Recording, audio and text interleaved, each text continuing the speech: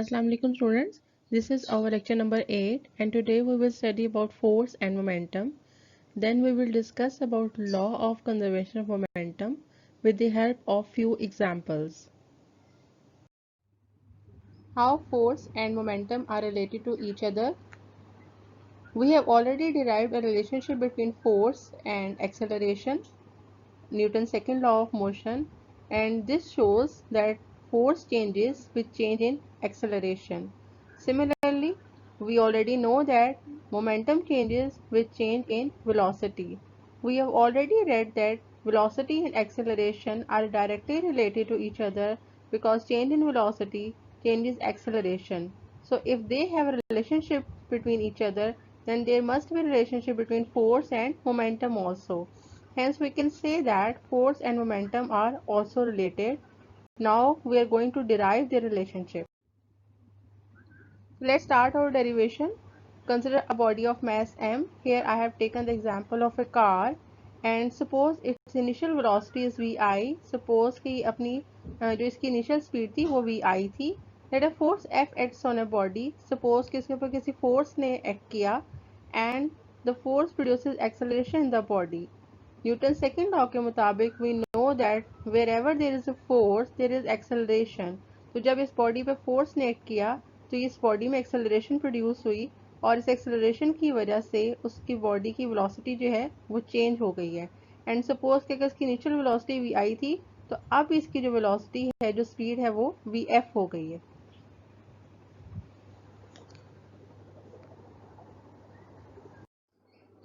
Now let us put all the information we have in equation form. Initial velocity of body is vi.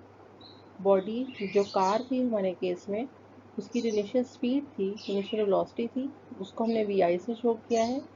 तो momentum का formula हमें पता है P is equal to M V होता है और इस केस में हमारे पास P I is equal to M V I हो जाएगा जब पहले बॉडी मूव करेगी. फोर्स लगाने के बाद अब उसकी जो वेलोसिटी है और उसका मोमेंटम है उसमें चेंज आ गई है. जो फाइनल वेलोसिटी है उस बॉडी की वो वी एफ हो गई है और इसी हिसाब से जो फाइनल मोमेंटम है उसमें अगर फॉर्मूले में हम वी आई की जगह वी एफ पुट कर देंगे it will become M V F. ये इसका पी एफ यानी कि फाइनल मोमेंटम हो गया. अब हमने चेंज इन वेलोसिटी देखना है कि फोर्स लगाने की वजह से उस बॉडी की स्पीड में कितनी चेंज आई है. तो हम फाइनल वेलोसिटी में से उसकी इनिशियल वेलोसिटी को माइनस कर देंगे और अगर हम मोमेंटम में चेंज देखना चाहें तो फाइनल मोमेंटम में से इनिशियल मोमेंटम को माइनस कर देंगे.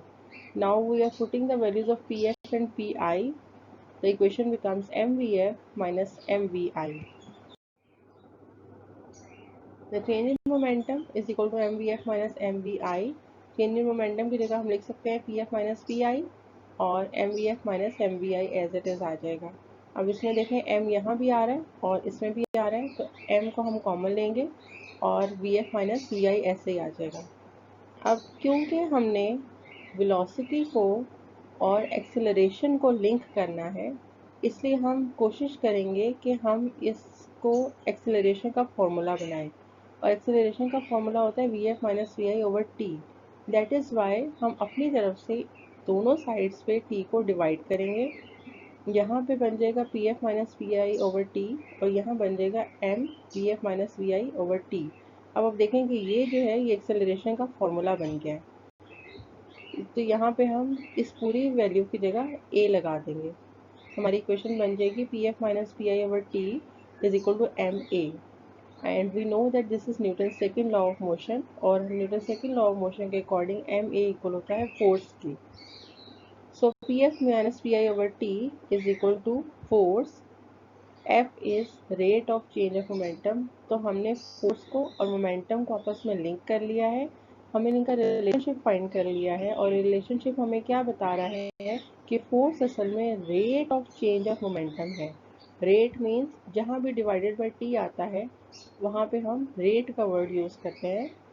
Rate of change of momentum यानी कि फोर्स डायरेक्टली रिलेटेड है मोमेंटम की चेंज के साथ.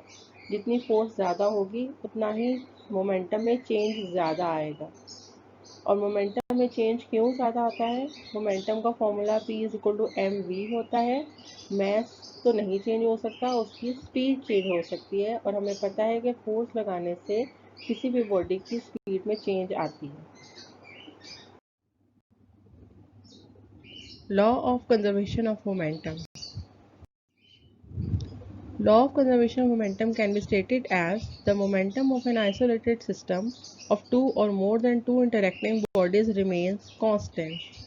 यानी कि जब दो या दो से ज़्यादा बॉडीज़ एक दूसरे के साथ इंटरैक्ट करती हैं और उनके ऊपर कोई भी एक्सटर्नल फोर्स अप्लाई ना हो रही हो, तो मोमेंटम उनके इंटरैक्ट करने से पहले और इंटरैक्ट करने के बाद हमेशा उसकी वैल्यू सेम आती है।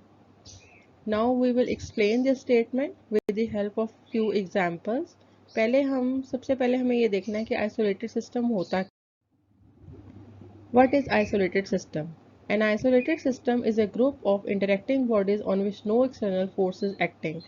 Isolated system का मतलब है कि जो इन बॉडीज को हम कंसिडर कर रहे हैं, जिनको हम एक्सप्लेन करना चाह रहे हैं, यानी कि मूवमेंट को, उनके ऊपर सिर्फ वही फोर्स लग रही है जो हम लगा रहे हैं। एक्सटर्नल कोई भी फोर्स का उसकी मूवमेंट में कोई रोल नहीं है। फॉर एग्जांपल, हम फ्रिक्शन को इसमें इग्नोर करते हैं, हम एयर की फोर्स को इसमें इग्नोर करते हैं, और हम सिर्फ उन फोर्सेस को कंसिडर करते हैं जो हम उनके ऊपर इंटेंशनली लगा रहे हैं। If no unbalanced or net force acts on a system, its momentum remains constant. और हम रिजल्ट क्या निकालते हैं कि अगर कोई भी फोर्स एक्ट ना करे, नेट फोर्स यानी कि टोटल फोर्स किसी सिस्टम पे एक्ट ना करे, तो उसका मोमेंटम बिफोर इंटरेक्शन और आफ्टर इंटरेक्शन सेम रहेगा। The momentum of an isolated system is always conserve, यानी कि मोमेंटम की वैल्यूज़ इनिशियल और फाइनल अलग-अलग कुछ बॉडीज़ की डिफरेंट हो सकती हैं, लेकिन जब आप उसका सम लेंगे तो वो दोनों का सेम ही आएगा। तो हम कह सकते हैं कि आइसोलेटेड सिस्टम का जो मोमेंटम है वो हमेशा कंजर्व रहता है, कांस्टेंट रहता है। Now consider the example of a balloon. Balloon and air forms a system. इस वक्त balloon और air जो है वो एक isolated system है because no net force is acting on it. Before releasing the system was at rest. जब हमने अभी इसको जो है वो रिलीज नहीं किया तो वो रेस्ट पर है, उसकी स्पीड ज़ीरो है, और अगर स्पीड ज़ीरो है इसका मतलब है कि उसका मोमेंटम भी ज़ीरो है। Now we have set the balloon free. अब जब हम बैलून को फ्री करेंगे तो air will escape out of it, air यहाँ से स्केप आउट करेगी और उसकी कुछ वेलोसिटी होगी, और उसी वेलोसिटी के साथ बैलून जो है वो फॉरवर्ड मूव करेगा। अब क्योंकि इसकी कुछ वेलोसिटी है, इट मीन्स कि मोमेंटम एयर का भी है और मोमेंटम बैलून का भी है, क्योंकि दोनों मूव कर रहे हैं। इन दोनों की स्पीड सेम, इक्वल और ऑपोजिट होने की वजह से जो टोटल मोमेंटम है आफ्टर आफ्टर रिलीजिंग इट, वो भी उनका सम जो है वो ज़ीरो आएगा, क्योंकि इस तरफ हम वेलोसिटी को अगर पॉजिटिव लें और इस तरफ नेगेटिव लें और दोनों की वैल्यू सेम हो, तो उनको जब हम ऐड करेंगे we will get the answer zero. तो हम कह सकते हैं कि इनिशियल मोमेंटम और फाइनल मोमेंटम दोनों ज़ीरो ही रहेंगी, दोनों की वैल्यू ज़ीरो ही रहेंगी। So the momentum of balloon and air system is conserved. Now consider example number 2, system of two spheres. इस एग्जाम्पल में हमारे पास दो स्फेयर्स हैं, एक का मैस m1 है और एक का मैस m2 है। हमने इनके कंजर्वेशन ऑफ मोमेंटम को एनालाइज करने के लिए इन दोनों के कोलाइड करने से पहले का मोमेंटम देखेंगे और फिर इन दोनों के कोलाइड करने के बाद का टोटल मोमेंटम देखेंगे, और फिर हम लॉ ऑफ कंजर्वेशन मोमेंटम इसके ऊपर अप्लाई करेंगे। पहले हम देखते हैं कि कोलिजन से पहले क्या सिचुएशन थी।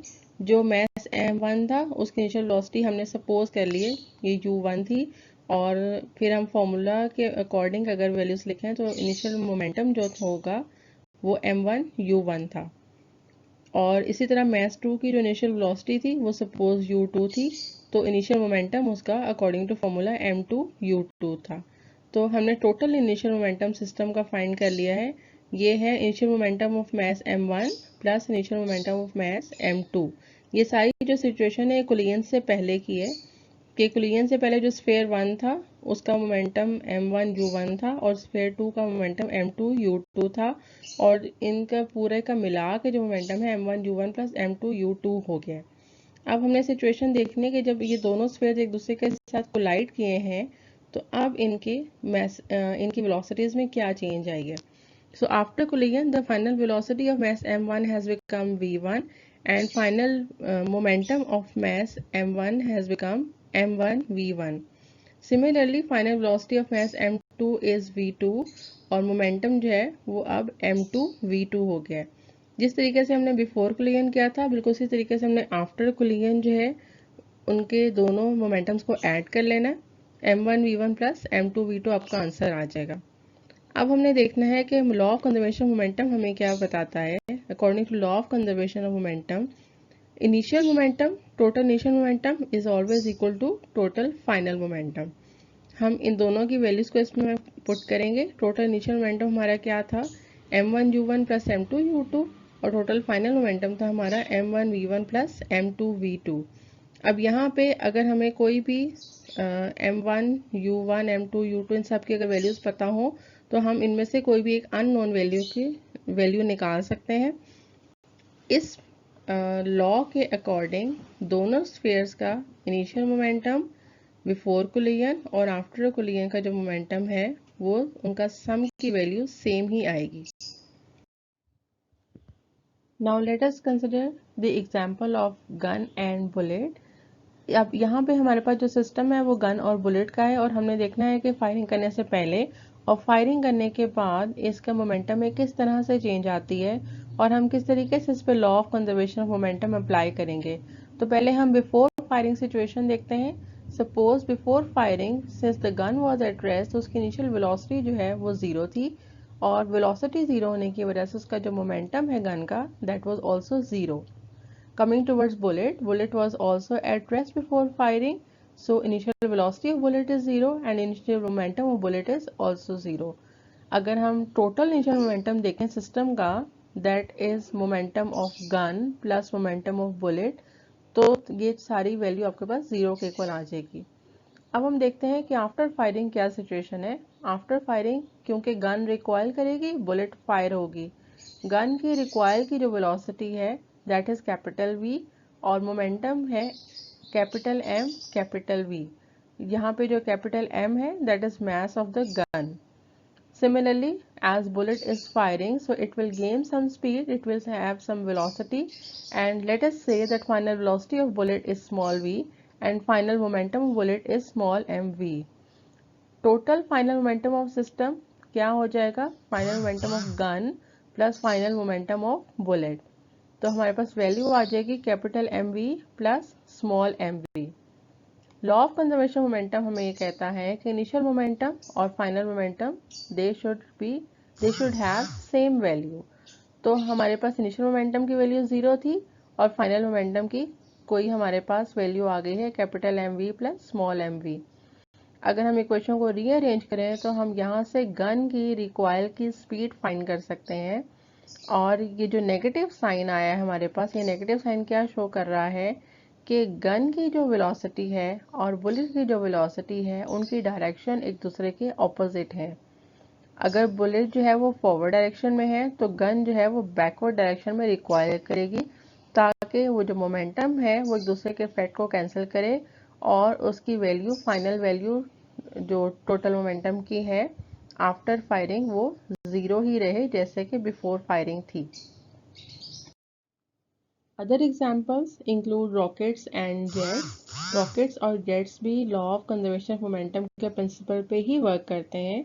हमने देखा है कि जेट्स में और रॉकेट्स में जब फ्यूल बर्न होता है तो हॉट गैसेस रश आउट होती हैं विद लार्ज मोमेंटम और क्योंकि वो बैक साइड से रश आउट होती हैं तो बिल्कुल बैलून की तरह जो जेट है या रॉकेट है वो फॉरवर्ड मूव करता है और उसका मोमेंटम उतना ही होता है जितना गैसेस का होता है लेकिन ऑपोजिट डायरेक्शन में होता है।